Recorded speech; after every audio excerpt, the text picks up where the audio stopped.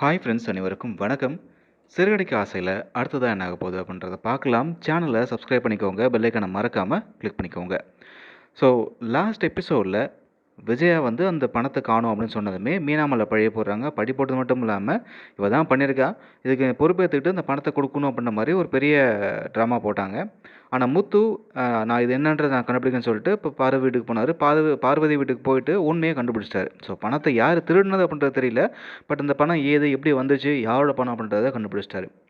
So இனிமே வரக்கூடிய எபிசோட்ல பார்த்தீங்க அப்படின்னா, அண்ணாமலை விஜயா கிட்ட உனக்கு எவ்வளோ கீழ்த்தனமான ஒரு புத்தி இருந்தா, அந்த கேஸ வாபஸ் வாங்குறதுக்கு நீ பணம் வாங்கியிருப்ப. நான் அவ்வளோதான் சொல்லியும் கூட வாபஸ் வாங்காம, பணத்துக்காக அந்த கேஸ நீ வாபஸ் வாங்கியிருக்க அப்படின்னு சொல்லி சத்தம் போடுறாரு.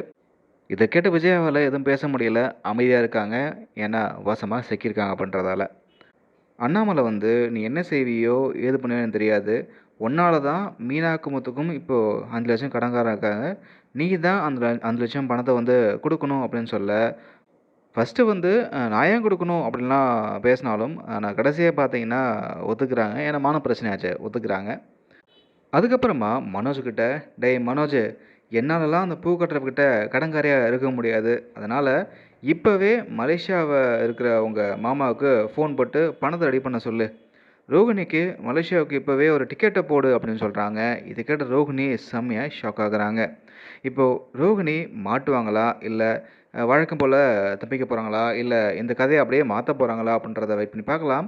உங்களுக்கு என்ன தோணுது அப்படின்றத கமெண்ட்ல பதிவு பண்ணுங்க. இப்போ ரோகிணி பணத்த திருடுனதுலயும் தப்பிச்சுட்டாங்க. இதுலயும் தப்பிக்க தான் போறாங்க அப்படின்னு உங்களுக்கு தோணுச்சு அப்படின்னா, அதையும் கமெண்ட்ல சொல்லுங்க.